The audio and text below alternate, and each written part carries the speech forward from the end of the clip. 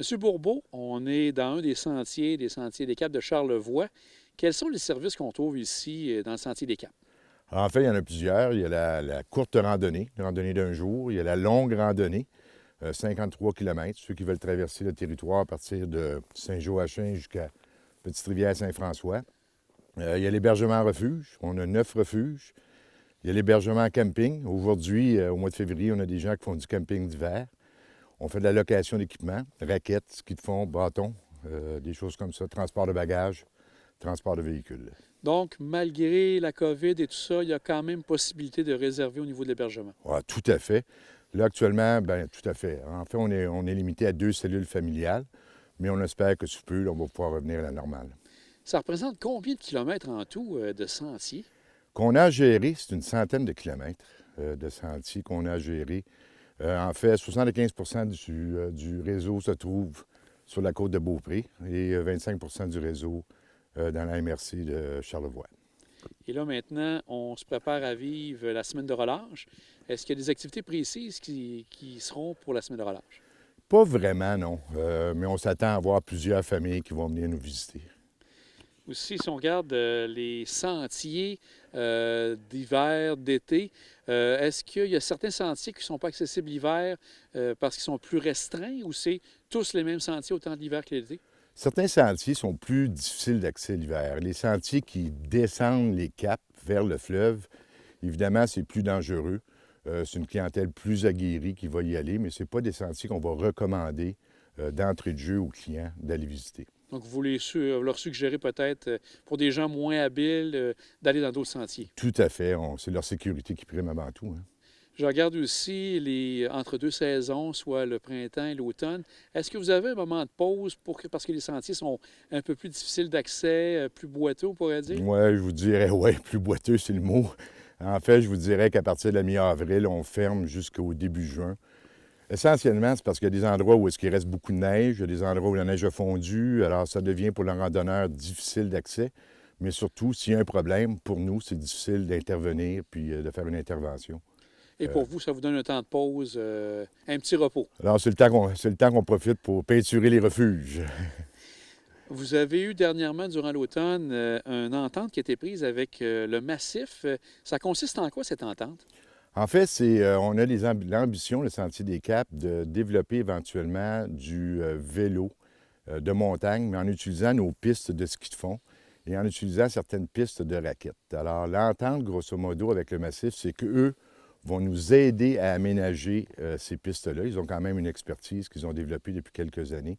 On va profiter de cette expertise-là.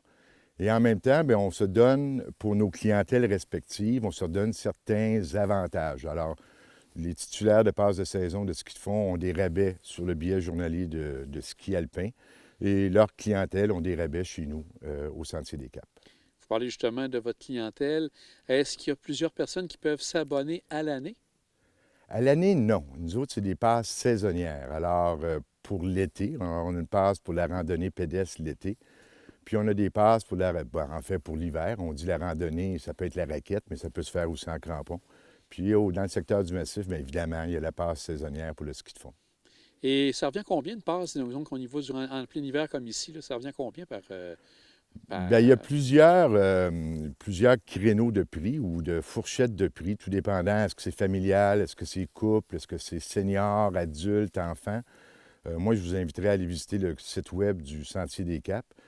Soit dit en passant, pour les enfants de 12 ans et moins, dans le secteur du Massif, tout est gratuit pour le ski de fond. On fournit même l'équipement gratuitement. Alors, je vous inviterai à venir nous visiter. Et comme vous dites, bien sûr, de l'équipement accessible autant en raquette que pour le ski? Tout à fait. On peut offrir, on peut mettre en location autant les raquettes que les bâtons de marche, que les équipements de ski de fond. Et là, il y a l'abonnement en saison. Il y a aussi la possibilité de louer à la journée. Tout à fait, sans hésitation. Même chose, les gens vont sur le site pour en savoir un peu plus. Oui, je vous inviterai à le faire. Il y a aussi quelque chose qui s'est passé, une entente avec Québec Megatrail. Ça consiste en quoi, cette entente également? Bien, en fait, Québec Megatrails, qui est un événement assez extraordinaire, utilise pratiquement l'ensemble du réseau à partir de Petite-Rivière-Saint-François jusqu'ici à Saint-Tite-des-Caps. Puis les coureurs de fond utilisent nos sentiers pour faire cette fameuse et extraordinaire course. Et ça fait quelques années qu'ils font ça? Ça fait, si ma mémoire est bonne, ça va être la 5e année l'année prochaine. 4e ou 5e, là, c'est toute réserve. Donc, vous parlez de 5 ans pour Québec Mégatrail, mais je pense que pour le site des Sentiers des Caps, ça fait beaucoup plus longtemps que ça. Ça existe depuis combien de temps? Écoutez, ça fait une trentaine d'années, près de 30 ans que le Sentier des Caps existe. Ça fait 30 ans qu'on aménage, qu'on entretient des sentiers, qu'on développe de nouveaux sentiers, qu'on a construit les refuges, les 9 refuges, les plateformes de camping, les belvédères d'observation, parce que derrière nous, il y a plusieurs belvédères qui nous permettent d'avoir des vues assez extraordinaires sur le fleuve. Et est-ce qu'il y a quelque chose qui s'en vient pour le futur? Vous parlez de campement, vous parlez de refuge. Avez-vous d'autres idées en tête pour les prochaines années? Oui, je vous dirais que notre table à dessin, le projet est pas mal pleine. Alors, en fait, il faudrait même peut-être qu'on se calme un peu. Mais oui, on a plusieurs projets de développement de nouveaux sentiers, autant ici que du côté charlevoisien, l'aménagement de d'autres plateformes de camping, de nouveaux belvédères, essayer d'offrir des points de vue sur le fleuve et sur les montagnes inédits, des choses qu'on voit, qu'on ne voit pas souvent. Est-ce que 2022, on aura justement de ces nouveautés? Ça va commencer en 2022, mais je vous dirais que 2023, ça va exploser.